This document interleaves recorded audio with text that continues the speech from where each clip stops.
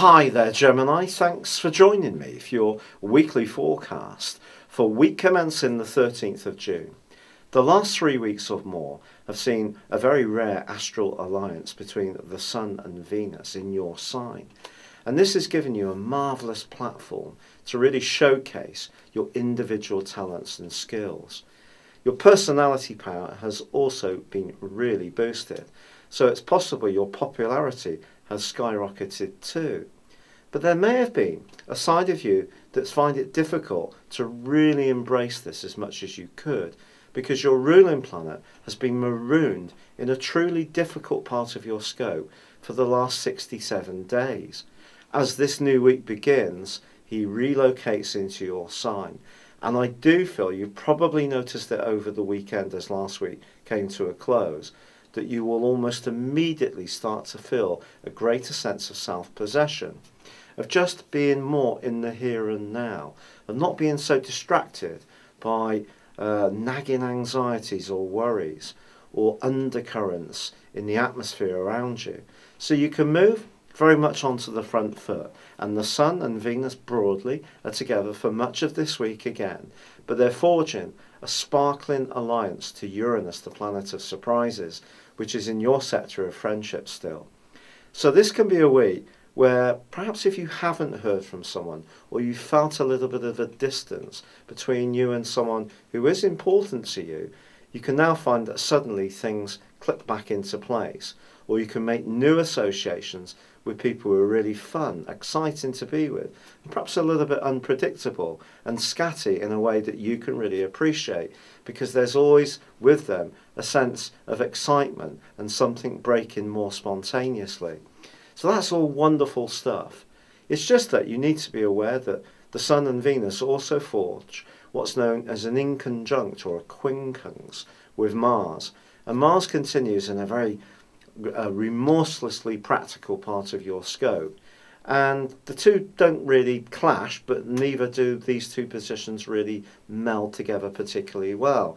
Because when it comes to your individuality, which is being boosted hugely, well, the sixth house is more about self-sacrifice.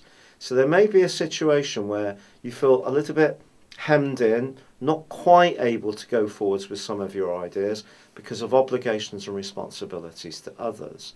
Also on the first day of this week, dreamy, but also quite delusional energies of Neptune, for us all, starts to go into a retrograde for 5.5 months.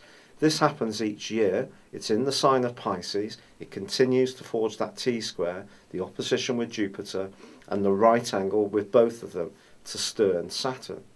Saturn, for you, is very much about relationships at the moment, and it's possible that your professional and home and emotional relationships are continuing to be under the spotlight.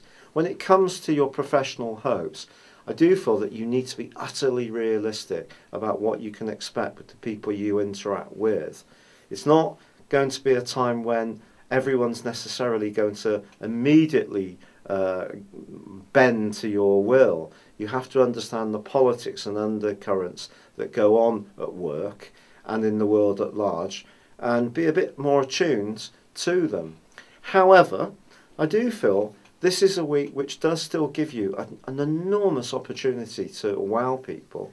It's just you need to be conscious of what your actions mean or seem to other people, how they're perceived.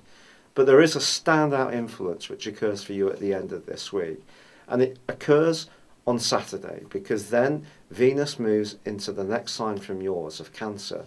And I think you could have an almost immediate stroke of good fortune when it comes to finances. And the following 28 days could be a time when your cash flow does improve, but there could also be a desire to spend more money as well, or to be a little bit less self-disciplined about what you eat and drink. So a diet could come under a bit of pressure as well. But certainly that's something to look forward to as this week draws to a close. But when it comes to your love life, I do feel you should be open to the unexpected, to people who are a bit different, who are unpredictable, who may surprise you with their moves. But I think you can find this to be pretty refreshing if you have the confidence to go with it. It's been a real pleasure being with you. Thank you for joining me. Good luck. and goodbye for now.